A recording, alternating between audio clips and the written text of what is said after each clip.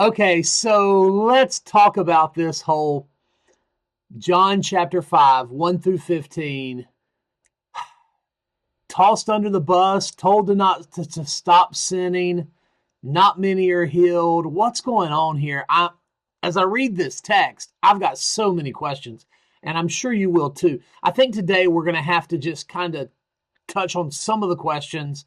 We're not going to get through all of them. I might have to do a couple videos this week as we lead up to having this conversation this coming Sunday at A Place to Talk. We're going to look at John chapter 5. Let's just read the text together first and see where we're at. Forgive, I forgot to change shirts.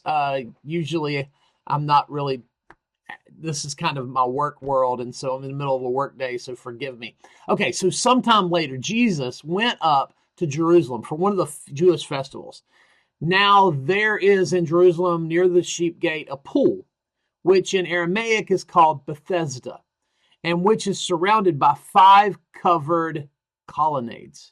Here a great number of disabled people used to lie. Now I'm reading I'm reading the New International Version, the NIV. And what's going on here in verse 3 is I kind of think they're trying to cover up something that I kind of see as a problem. You'll probably see as a problem.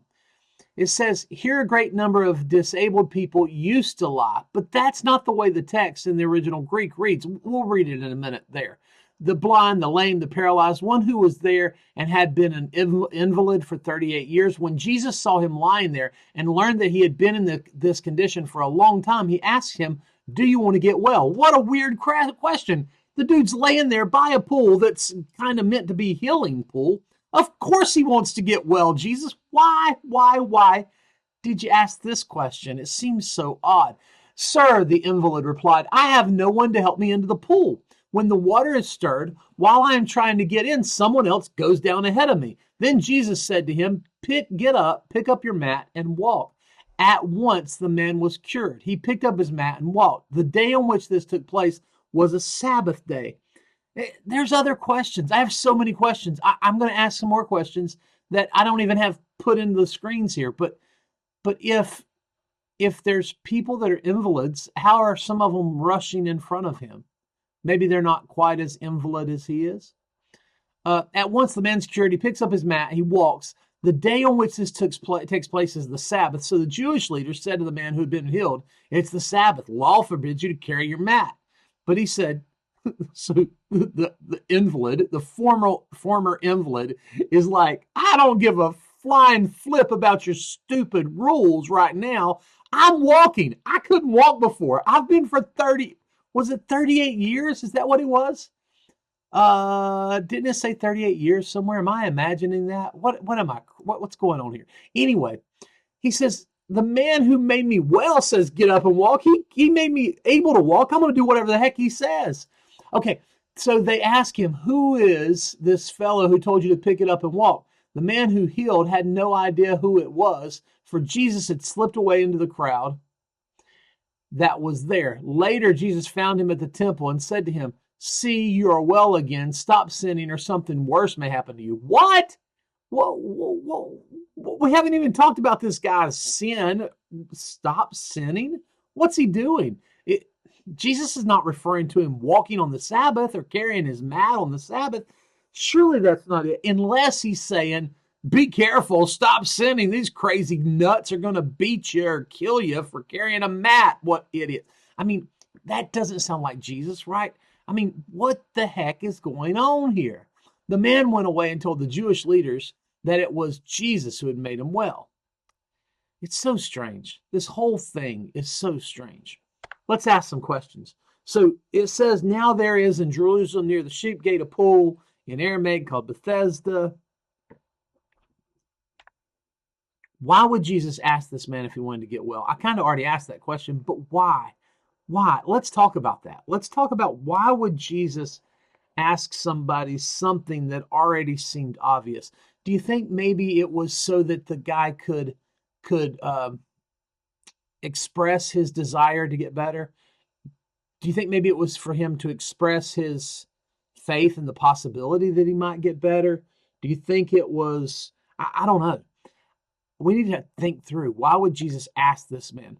I'll be honest with you, I don't like this story. I don't like anything that we're reading today. It just does. I mean, a person being healed, great.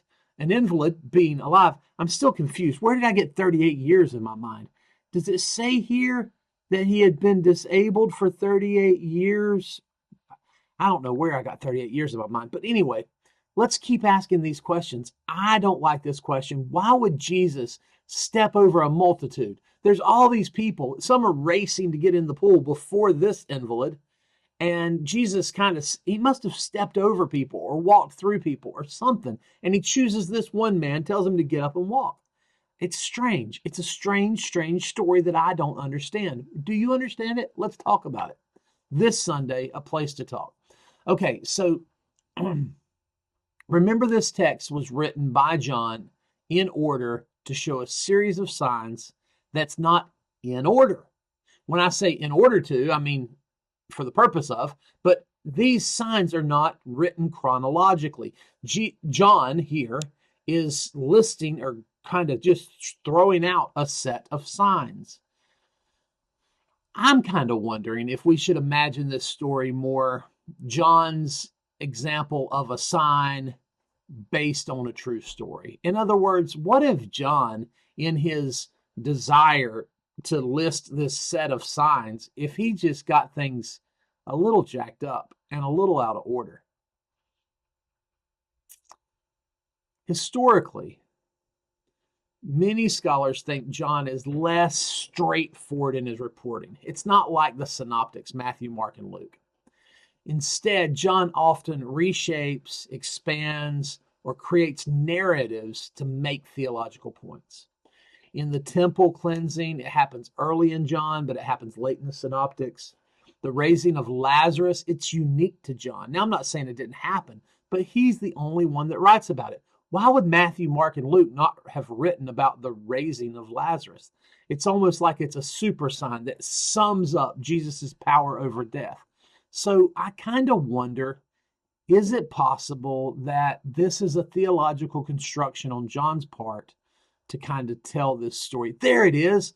One who was there had been an invalid for 38 years. It's in there. It's verse 5. I wasn't imagining the 38-year thing. I just noticed it on the screen. You're probably watching me going, it's right there on the screen, Josh. What are you talking about? Anyway, you get the point.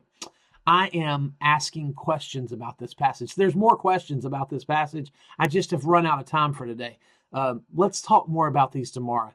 But the core question is, did Jesus literally step over a multitude in this story to heal one person?